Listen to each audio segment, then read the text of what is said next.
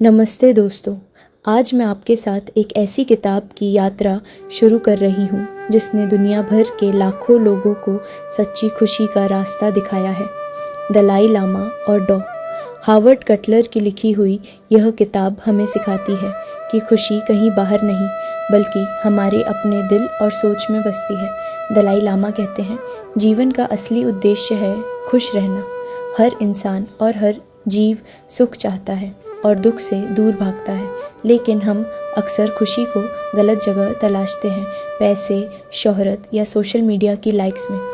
थोड़े समय के लिए वो अच्छा लगता है, पर असली शांति तब मिलती है जब हमारा मन शांत होता है। उदाहरण सोचिए, जब आप किसी ज़रूरतमंद की मदद करते हैं, भले ही आप खुद किसी परेशानी में हो, फिर भी दिल में एक सुकून सा एहसास होता है ना। वही एहसास है असली खुशी का, जो करुणा से जन्म लेता है।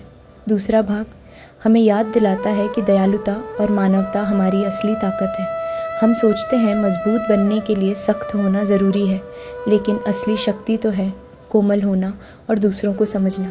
उदाहरण, जब आपका कोई दोस्त दुखी होता है और आप बस उसके साथ चुपचाप बैठते हैं, तो बिना कुछ कहे ही उसका मन हल्का हो जाता है। यही है करुणा की शक्ति, जो शब्दों से नहीं भावना से जुड़ती है। तीसरा भाग हमें सिखाता है कि जीवन में सुख और दुख दोनों ज़रूरी हैं। दलाई लामा कहते हैं, दुख को मिटाने की कोशिश मत करो, उसे समझो।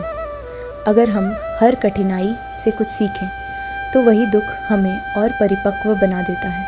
उदाहरण, जब हम किसी अपने को खो देते हैं, वो दर्द गहरा होता है, लेकिन वही दर्द हमें यह सिखाता है कि हर पल कितना कीमती है और दूसरों के लिए दिल में करुणा कैसे पैदा होती है। तीसरा भाग हमें सिखाता है कि जीवन में सुख और दुख दोनों ज़रूरी हैं। दलाई लामा कहते हैं, दुख को मिटाने की कोशिश मत करो, उसे समझो। अगर हम हर कठिनाई से कुछ सीखें, तो वही दुख हमें और परिपक्व बना देता है। उदाहरण, जब हम किसी अपने को खो देते हैं, वो दर्द गहरा होता है, लेकिन वही दर्द हमें यह सिखाता है कि हर पल कितना कीमती है और दूसरों के लिए दिल में करुणा कैसे पैदा होती है। अब बात करते हैं उन रुकावटों की जो हमारे भीतर हैं, गुस्सा, डर और असुरक्षा। दलाई लामा कहते हैं, क्रोध हमारी बुद्धि को अंधा कर देता है। अगर हम अपने मन को शांत रख लें, तो कोई भी परिस्थिति हमें हिला नहीं सकती।